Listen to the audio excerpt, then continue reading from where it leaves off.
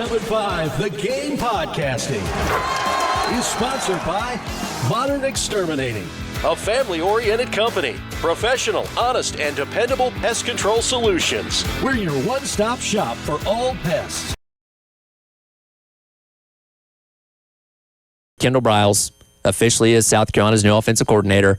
Will be earning $2 million next year, 2.1 in 2027, and 2.2 in 2028. There's the natural escalators depending on where Carolina goes in the postseason and success they have and all that kind of stuff. $2 million does make him one of the higher paid assistants in college football. Not number one. Charlie Weiss Jr. holds that, as far as offensive coordinators go, holds that mark right now at 2.5, which he signed yesterday with Tigers.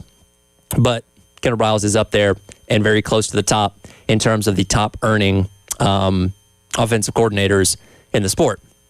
Also, Stan Drayton got his deal done, $775,000 annually, as well as Randy Clements, the offensive line coach, is going to be coming in at $725,000 annually to work in those respective spots. The news that's dominating the college football world in the past 24 hours is Sherrone Moore being fired with cause by the University of Michigan.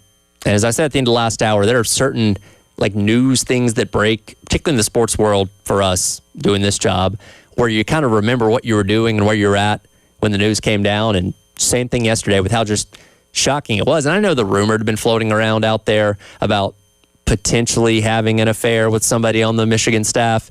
But look, we see rumors float around, particularly college sports, all the time. And you can't take anything for truth until it really comes to light more often than not. So I feel like that's something that I saw or scrolled past or whatever. Nobody told me anything about it, but I'd seen it out there in the Twitterverse and all that kind of stuff. And then I'm assuming Michigan finally got what they needed from an evidence standpoint to drop the hammer and be able to fire him with cause. So he gets no buyout. He gets nothing. You get fired with cause, you get nothing. I hope you saved your money when you were getting paid, because you're going to have to live off that for a while. Depending on how deep Ole Miss goes in the playoffs, LSU will be paying Lane Kiffin his incentives that were in his Ole Miss contract based on how deep into the tournament they go. That, I have serious heartburn over that. That's it. I have serious heartburn. Well, and remember, going back to the governor, who, again, was involved in the search, making the statement after they fired Brian Kelly, we're not going to give anybody a massive contract, no big buyouts or whatever. And then they go out there and hand an even bigger contract to Lane Kiffin. Oh, by the way, we'll pay you your incentives depending on what the team that isn't us is going to do in the playoffs.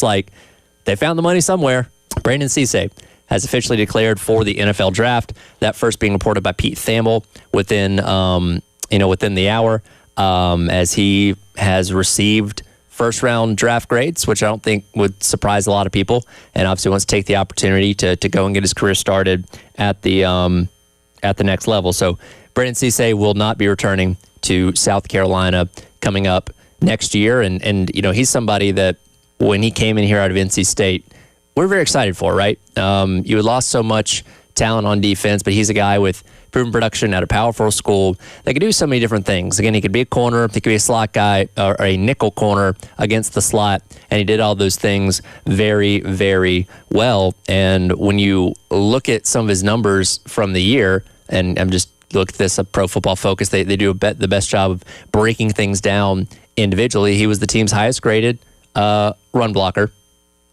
defender, excuse me.